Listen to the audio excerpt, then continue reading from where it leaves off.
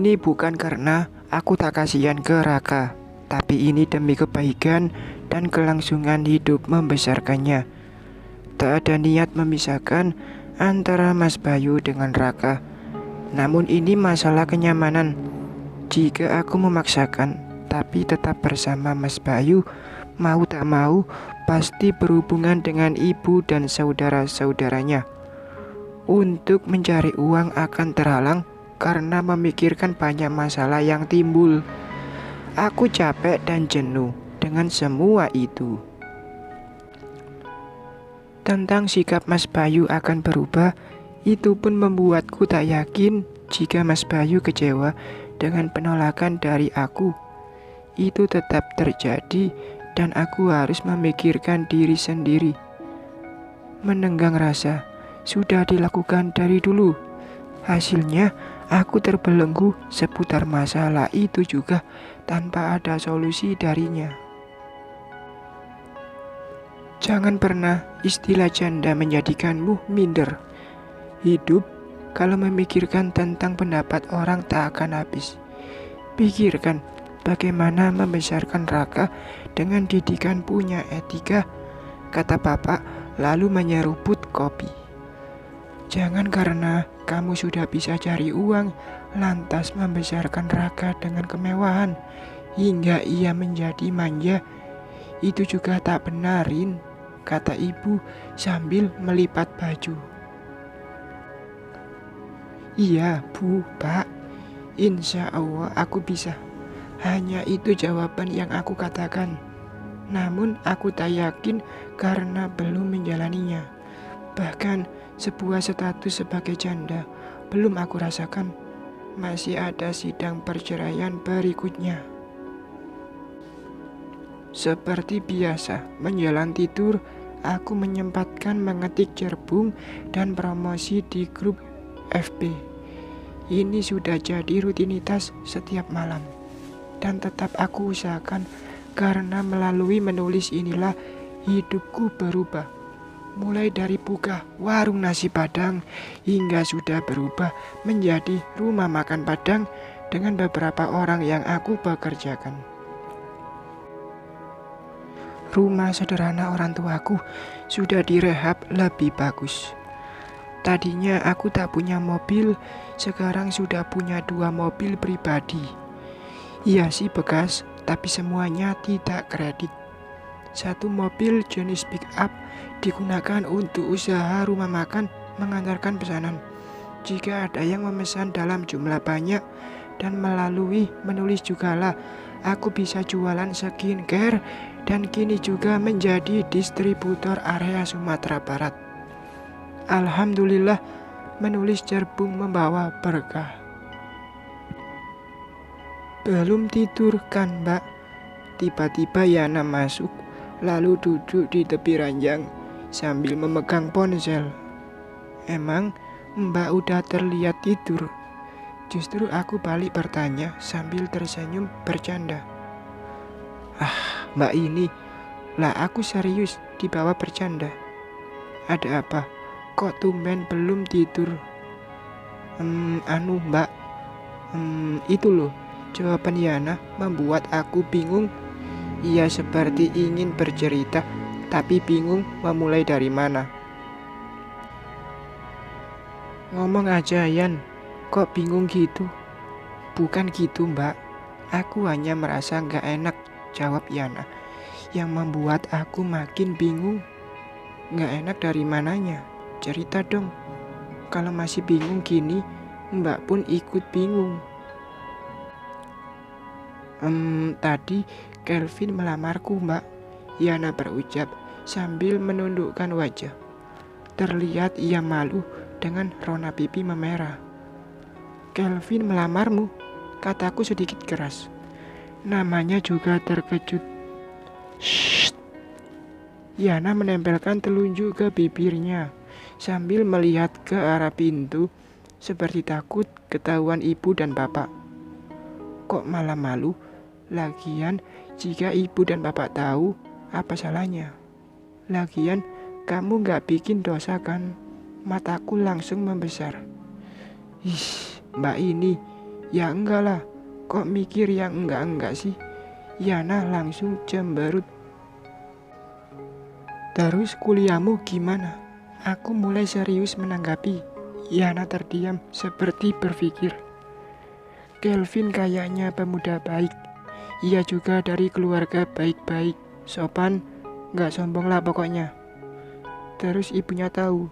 Tentu banyak pertanyaan di benakku. Karena dulu Yana bekerja di laundry ibunya Kelvin. Bahkan bisa jadi ia tahu orang tua kami hanya pemulung dulunya. Banyak amat pertanyaannya, Mbak.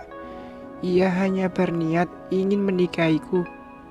Jadi selama ini kalian pacaran? Enggak tuh, jawab Yana sambil menggelengkan kepala. Loh, aku malah makin penasaran dengan kisah adikku ini. Selama ini kami hanya temenan. Iya sih, ia baik. Sering belikan makanan saat aku banyak kerjaan di laundry ibunya. Tapi aku juga nggak tahu kenapa tadi tiba-tiba ia mau jemput di kampus. Kami makan di kantin aja. Terus ia langsung bilang pengen nikahin aku. Terus kamu jawab apa? Aku yakin pasti Yana menerima Kelvin. Selama ini Yana juga terlihat menyukainya. Terima kan? Enggak, Mbak, jawab Yana pelan. Kamu nolak Kelvin? Rasanya tidak percaya. Yana menolak pemuda seperti Kelvin. Apakah Yana sudah punya pacar di kampusnya? Tapi selama ini tak pernah ada teman lelakinya yang datang berkunjung. Ada seseorang yang lain? Tidak, Mbak, aku hanya pengen kuliah dulu. Nikah muda bukan pilihanku, meskipun Kelvin sudah menekuni bisnis bapaknya. Selama ini aku kerja di laundry sambil sekolah hanya demi bisa berpendidikan tinggi. Astaga, ternyata aku salah duga. Seorang Yana menolak Kelvin, padahal setelah sangat menginginkan Kelvin.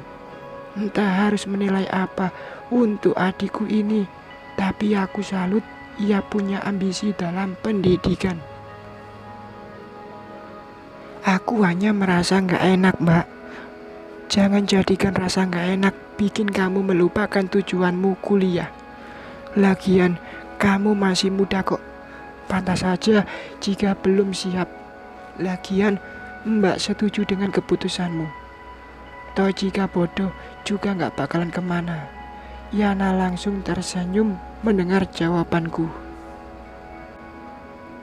Lalu aku kembali fokus ke layar ponsel membuka FB.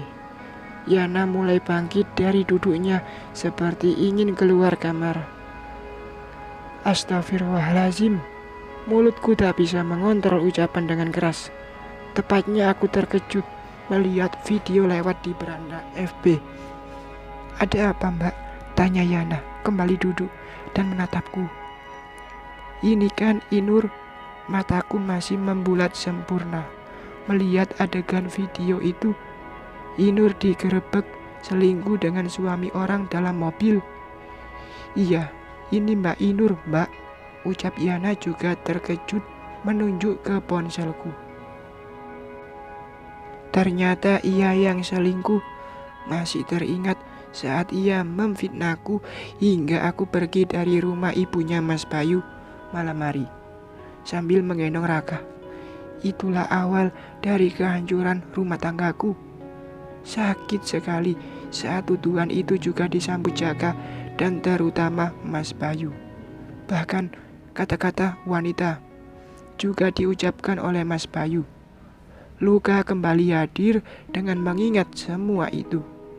Inur yang menuduh Mbak selingkuh, justru ia yang selingkuh. Ter. Ponselku bergetar. Ada panggilan masuk dari Mas Bayu. Aku biarkan tanpa menjawabnya. Kok enggak dijawab, Mbak? Tanya Yana juga melihat ke layar ponsel. Buat apa? Mana tahu ada sesuatu yang penting. Padahal Tak ada yang perlu kami bicarakan lagi selain tentang anak kami, Raka. Sebenarnya ia tahu jam segini Raka sudah tidur. Terus buat apa lagi ia menghubungiku? Teret, teret. Ponselku bergetar lagi. Masih dari Mas Bayu, karena tadi ku biarkan ponsel itu diam, tidak menjawab panggilan darinya. Udah, angkat aja Mbak. Gimana pun juga Mas Bayu ayah kandung Raka.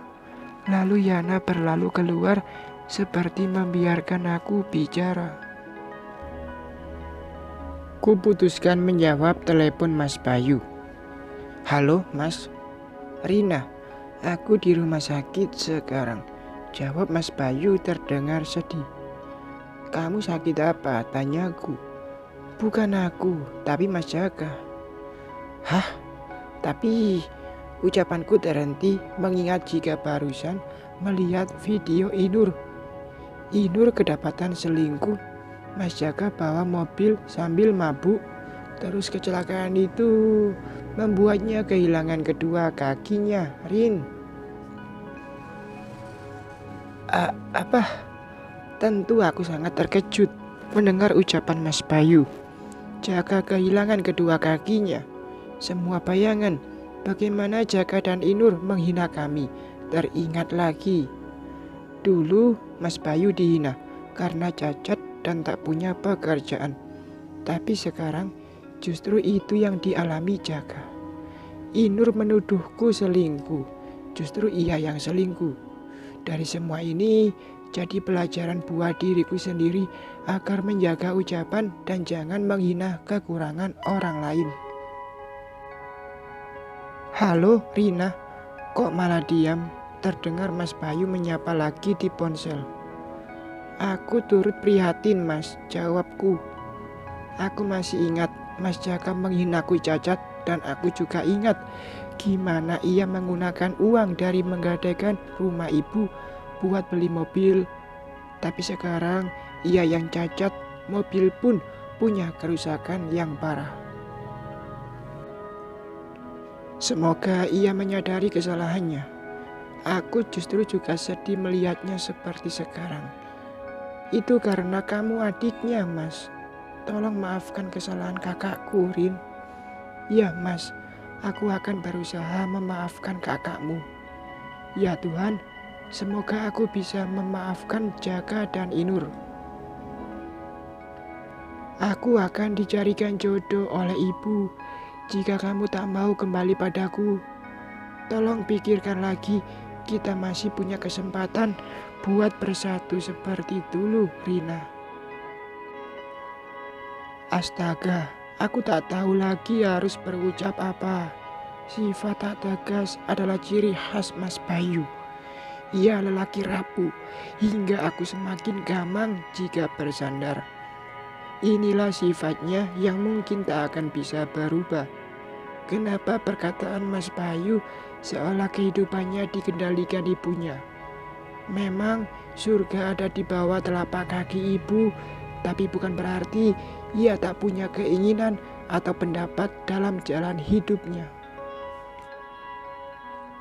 Mas, itu urusanmu dengan ibumu. Turuti perkataan ibumu. Aku tahu kamu punya sikap yang patuh. Semoga surga bisa diraih. Amin. Lalu kuakhiri pembicaraan ini. Ya, aku semakin ingin lepas darinya. Bersambung.